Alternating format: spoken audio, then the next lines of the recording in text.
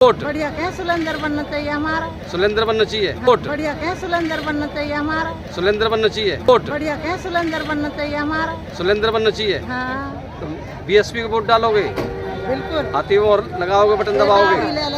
जी हाथी को बटन दबाएंगे और मायावती जिताएंगे। किसको? आपकी हमारी बहन जी को पक्की? पक्की मायावती को। मायावती की सपोर्टर वोटर हम ठोक के तन मन धन से ठोक के सपोर्ट है, वोट भी। नमस्कार, आप जुड़े हैं मुद्दे की बात में कृष्ण कौशिक के साथ। चुनाव प्रचार पूरे चरम पर है। सभी प्रत्याशी वोटरों को अपने पक्ष में करने के लिए ईडी चोटी का जोड़ लगा रहे हैं। इसी क्रम में बघौला पहुंची बसपा सुप्रीमो मायावती ने अपने कोर वोटरों को आगाह करते हुए कहा कि लोकसभा चुनाव में इंडिया गठबंधन ने संविधान खतरे होने की बात कहकर आपको बहका लिया था और आपके ने इंडिया गठबंधन के पक्ष में वोट कर दिया था। लेकिन विधानसभा चुनाव में ऐसी गलती नहीं करनी है। मायावती ने भाजपा कांग्रेस को सांपनाथ और नागनाथ बताते हुए कहा कि ये दोनों दल आरक्षण विरोधी हैं। राहुल गांधी अमेरिका में जाकर आरक्षण खत्म करने की बात कह चुके हैं। मायावती ने सुप्रीम कोर्ट के उस आदेश का उल्लेख करते हुए कहा जिसमें सुप्रीम कोर्ट ने आरक्षण का वर्गीकरण करने को कहा है। कांग्रेस ने इस पर चुप्पी साध ली है तथा केंद्र सरकार ने भी इसको लेकर संसद में कोई विधेयक पास नहीं किया है। मायावती ने कहा अगर यह वर्गीकरण हुआ तो उनके अवसर कम हो जाएंगे और धीरे धीरे आरक्षण को समाप्त कर दिया जाएगा।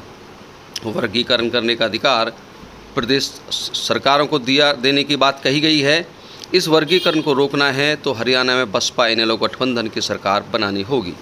इसलिए जहां पर बसपा का प्रत्याशी है वहां पर हाथी का और जहां पर इनेलो का प्रत्याशी है वहां पर चश्मे का बटन दबाकर बसपा इनेलो गठबंधन के प्रत्याशी को पक्ष में वोट करके उन्हें भारी मतों से जिताना है।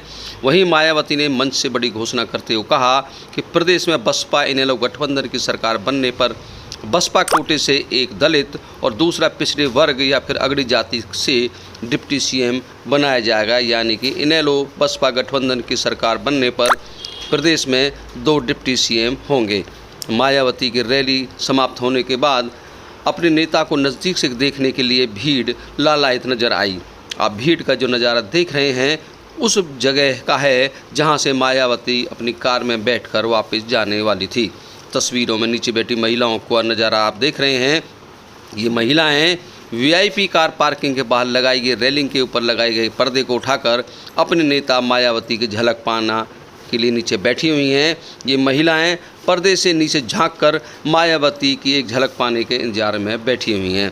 बघौला में बसपा प्रत्याशी सुरेंद्र वशिष्ठ द्वारा आयोजित इस रैली की बड़ी खास बात यह रही कि रैली में भारी संख्या में महिलाएं पहुंची तथा दलित समुदाय के साथ साथ ब्राह्मण बरादरी की संख्या भी अच्छी खासी दिखाई दी। मायावती का संबोधन सुनने के बाद रैली में पहुंची महिलाएं क्या बोली, आइए आपको सुनवाते हैं। वोट कहाँ जाएगी आपकी? मायावती के पास, हाथी पे। हाथी पे हाथी। वोट कहाँ है आपकी? चश्मा पर, गठबंधन पर। मायावती को। मायावती के अब यहाँ बैठे कैसे किसे देख रहे हो? उन्हें देख रहे हैं उन्हें देख रहे हो और अपनी बहन जी देख रहे हैं अपनी बहन जी को। हाँ जी भैया। मैं मायावती की सपोर्टर वोटर हम ठोक के तन मन धन से पक्का वोट ठोक के सपोर्ट है, वोट भी है। वोट किसकी? मायावती चश्मा जी हाथी पे ठोक के जाएगी। दबा दब हाथी का बटन दबेगा। हाथी को बटन दबाएंगे और मायावती जिताएंगे। उन्हीं का दिया है पर पता ही नहीं चलता कहाँ जाता है वोट। कांग्रेस वाले कह रहे हैं हमें मिलेगी। भाई हमारा लोग वही है, बहन हमारी मायावती। देखने खड़ी हो जी, तो वोट किसको आपकी? हमारी बहन जी को पक्की? पक्की हाथी की। हाथी की। किसको दोगे वोट? जी सब हाथी वाले जी। हाँ, ये किराया का आदमी ना है, मेहनती आदमी है जी। किसकी? किसको दोगे? है जी? मायावती बहन को देंगे जी हाँ जी, मायावती को देंगे। जी। जी हाँ जी मायावती की देंगे। हाँ बोलो क्या कहो। वोट बढ़िया क्या सिलेंडर बनना चाहिए हमारा। सिलेंडर बनना चाहिए। हाँ तो बीएसपी को वोट डालोगे? बिल्कुल। हाथी और लगाओगे, बटन दबाओगे? जी। मुद्दे की बात यह है कि अगर बसपा इनेलो की रैली में पहुंची भीड़ वोट में तब्दील हुई तो पृथला क्षेत्र के चुनावी मुकाबला त्रिकोणीय से चतुर्कोणीय हो जाएगा और चुनावी समीकरण पूरी तरह से बदल जाएंगे। आपके साथ अन्य चुनावी खबरों व चर्चा के साथ फिर जुड़ेंगे। हमारे YouTube चैनल को सब्सक्राइब और Facebook पेज को फॉलो करना ना भूलें। पोस्ट को ज़्यादा से ज़्यादा शेयर करें। कमेंट बॉक्स में जाकर अपनी राय देना ना भूलें। आप जुड़े हुए थे मुद्दे की बात में कृष्ण कौशिक के साथ।